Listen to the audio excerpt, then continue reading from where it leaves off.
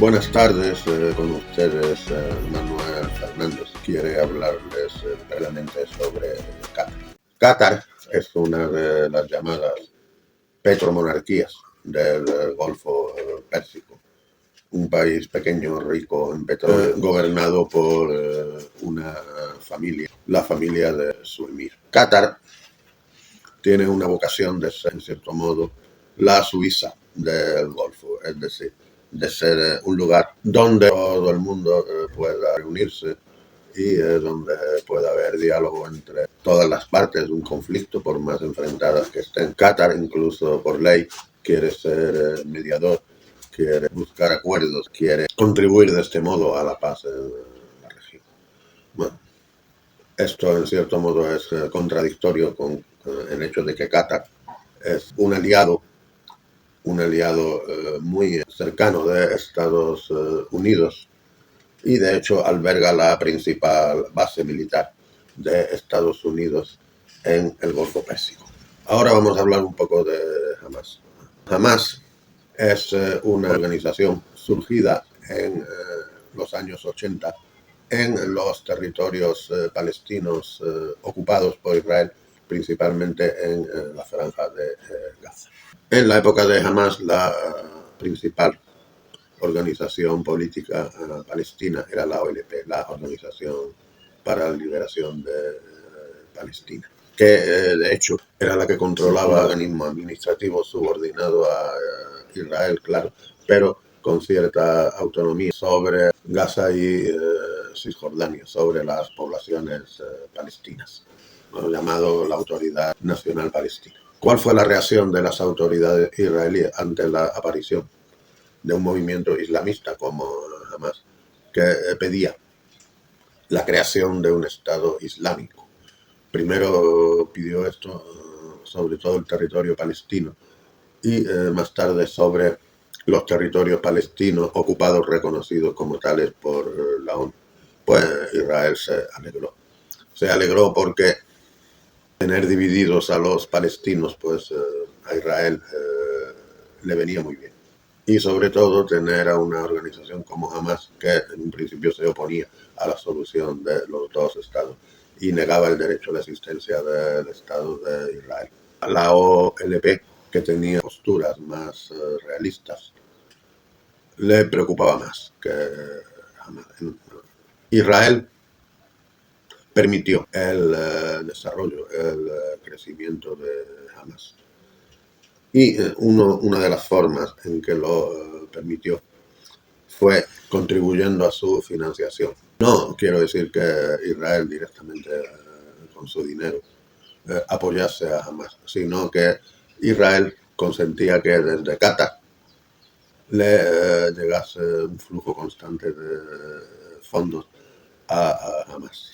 El aparato de financiación de Hamas estaba en Qatar porque allí era donde se recolectaba los donativos que muchas personalidades árabes, muchos ricos de distintos países del Golfo, pues enviaban como ayuda a la causa palestina. Y ese dinero desde Qatar llegaba sin obstáculos a Hamas. Se calcula que unos 90 millones de dólares cada año, de los cuales Hamas dedicaba el 10% a armamento, porque había asumido en Gaza todas las responsabilidades propias de un gobierno, la educación, la asistencia social, los hospitales, etcétera, etcétera. Hasta muy poquito antes del ataque masivo de Hamas contra territorio israelí en octubre de 2023, los israelíes se mantenían en conversaciones con Qatar para que la financiación de Hamas no se interrumpiese. Los Estados Unidos, lo de los Estados Unidos, pues es aún más interesante. Hasta que hasta 2011, cuando empezó la guerra civil en Siria, pues la dirección de Hamas estaba en Siria. Sin embargo, Hamas es una organización suní, mientras que el gobierno sirio era chií de la corriente alawí. Los hermanos musulmanes de Egipto, una organización con la que Hamas está ideológicamente identificada en Siria, formaba parte de la oposición a la familia al-Assad. Y por solidaridad con los hermanos musulmanes de Siria, pues jamás se identificaba con los rebeldes al régimen sirio dentro de la guerra civil. De forma que el Assad les dijo que se marchasen, que como le pagaban su hospitalidad. El lugar obvio al que se podían haber marchado era Irán. Pero aquí intervino Estados Unidos. Estados Unidos quería mantener contactos con Hamas. Y si Hamas se iba a Irán, pues estos contactos difícilmente iban a poder ser regulares, iban a ser fluidos. Y entonces convenció a Qatar de que albergase a la cúpula de Hamas en Doha, en la capital de Qatar. Lo último que nadie esperaba, ni mucho menos yo, era que Israel se atreviese a atacar Doha. El ataque a Doha no tiene relación alguna con otras acciones a las que Israel nos tiene acostumbrados. Atacar Líbano, atacar Siria, atacar Irán. Ninguno de estos países se encuentra en una situación ni siquiera remotamente parecida a la de Qatar. Qatar es, como hemos dicho, el lugar donde se encuentra la principal base americana de toda la región. Y de hecho, Qatar fue atacada por Irán. Cuando después de los bombardeos estadounidenses sobre Irán, Irán reaccionó con un bombardeo de esta base en Qatar. Así que dentro del ambiente de guerra no declarada que se vive en todo el Oriente Próximo, Qatar tiene la triste distinción de haber sido bombardeado por los dos bandos. Y con esto Israel ha cruzado una línea roja, una más de las muchas que lleva cruzada. Porque es un principio de las relaciones internacionales muy antiguo. Existía al menos en la época de la Grecia clásica y seguro que lo podemos trazar incluso antes. Este principio es que no se debe causar ningún daño a los negociadores, a quienes negocian entre las partes en conflicto. Deben ser respetados. No solamente es que Qatar hace ya mucho tiempo que ha asumido ese papel y que esto es conocido y respetado, y era respetado por Israel y Estados Unidos y Hamas, sino que el presidente Donald Trump había enviado recientemente una propuesta para un alto el fuego entre Hamas e Israel. Y se sabía que iba a haber una reunión entre líderes de Hamas para examinar esta propuesta. Se sabía que Qatar es un país muy pequeño por el que pululan todos los servicios secretos del mundo.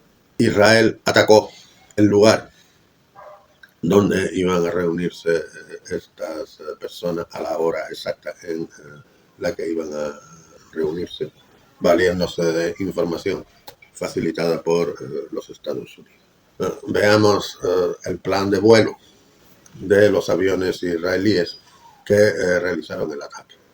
Sobrevolaron el territorio sirio, el territorio iraquí, y desde allí llegaron al Golfo Pérsico y por ahí descendieron hacia Qatar. En Siria no hay ninguna defensa antiaérea digna de tal nombre y tampoco hay ninguna voluntad de combatir con los israelíes. Irak es un territorio donde hay varias bases militares de los Estados Unidos y un gobierno que no es exactamente vasallo o títere de los Estados Unidos, pero que tampoco es soberano y no podía haber hecho nada para impedir la operación israelí. Y Qatar, que es el lugar donde está la base americana, pues debe ser el lugar más seguro en miles de kilómetros a la redonda. Imposible que un grupo de aviones se hubiese aproximado a Qatar sin ser detectado por los americanos, sino por los qataríes. Qatar su seguridad la confía a Estados Unidos y hasta ahora estaba muy convencido de que nadie iba a atacar. En la reciente visita de Donald Trump, Emir de Qatar le regaló un avión para sus desplazamientos personales, que no recuerdo el precio, pero valía cientos de millones de dólares. Y también prometió invertir una cantidad enorme en Estados Unidos, que el emir, bueno, pues se sentía seguro. La Casa Blanca dice que los israelíes avisaron a Trump y que Trump llamó a Steve Witkoff, su enviado especial para Oriente Medio, y le pidió que avisara al emir de Qatar. Y los de Qatar dicen que cuando recibieron el aviso ya se oían las explosiones. Sin embargo, los líderes de Hamas pues se salvaron. Ninguno de ellos estaba en la casa que fue golpeada por los misiles israelíes. ¿Por qué motivo? Bueno, esta misión sobrevolando Siria e Irak tenía que ser conocida sin ninguna duda por los Estados Unidos, pero es imposible ejecutarla sin que fuese detectada por los turcos. Y Turquía, que mantiene cordiales relaciones tanto con Qatar como con Hamas, pues decidió avisar directamente a estos últimos, sin buscar un modo de comunicación tan largo, tan indirecto como el que buscó Trump, que parece que estaba diseñado para que el aviso no llegase a tiempo. ¿Qué pasó? Que los líderes de Hamas, a toda prisa, corrieron a refugiarse a un búnker cercano y todos ellos se salvaron, pero el ataque causó víctimas, entre ellas el hijo de uno de los negociadores, otros 4 o 5 miembros de Hamas y un agente de seguridad catarí que nada tenía que ver con Hamas. ¿Cuál fue la reacción de la Casa Blanca? Bueno, pues primero criticaron a Israel, dijeron hay que ver qué han hecho, esto no se hace, esa no es la forma de tratar a los amigos y aliados de Estados Unidos. Aunque el hecho en sí es bueno, matar terroristas de Hamas es una acción que merece nuestro elogio, pero no en Qatar. Entonces, el emir de Qatar, que esté tranquilo, que no se enfade demasiado porque nosotros prometemos que esto no va a volver a ocurrir. Y a los israelíes les faltó tiempo para decir que todo lo que había dicho Trump no valía para nada, que ellos iban a golpear a Hamas allá donde se encontrase, en Qatar o en cualquier otro lugar. Y bueno, ¿cuál es la conclusión que podemos sacar de todo esto? Conocemos la típica historia del poli bueno y del poli malo. Netanyahu y Trump no es ya que juegan a poli bueno o poli malo, es que juegan a poli malo y a poli malísimo. Trump es el poli malo, apenas menos malo que el otro, mientras Netanyahu es el poli pérfido, el poli perverso. ¿Qué podemos concluir de esta acción israelí? Lo primero que fue un fracaso, porque las víctimas, por lo menos las que conocemos sus identidades, una de ellas era un catarí que trabajaba para un funcionario del gobierno de Qatar, y la otra, el hijo de uno de los negociadores de Hamas. En segundo lugar, está claro que el objeto de Benjamín Netanyahu es impedir a toda costa cualquier alto el fuego, cualquier negociación, porque lo que quiere es continuar con la guerra, continuar con la guerra hasta conseguir su objetivo, que el objetivo, por supuesto, nada tiene que ver con la liberación de los 48 rehenes israelíes que todavía tiene Hamas. El objetivo no puede ser otro que o bien la expulsión o el exterminio físico de la población palestina de Gaza. El precio de todo esto, ¿cuál es? Arrastrar por el fango la reputación de Estados Unidos. Porque a Israel no es que le quede mucho. Pero Estados Unidos ya en varias ocasiones colabora en estos asesinatos de Israel de la misma manera. En el caso del ataque a Irán, 2 o 3 días después había prevista una reunión en Oman de una delegación estadounidense con una delegación iraní. Irán sabía que Israel iba a atacarlos en cualquier momento, pero pensaron que les quedaban unos días, que no sería antes de que tuviese lugar este encuentro. Bueno, pues no. Este encuentro estaba diseñado precisamente para eso, para que los iraníes bajasen la guardia y facilitar el ataque de Israel.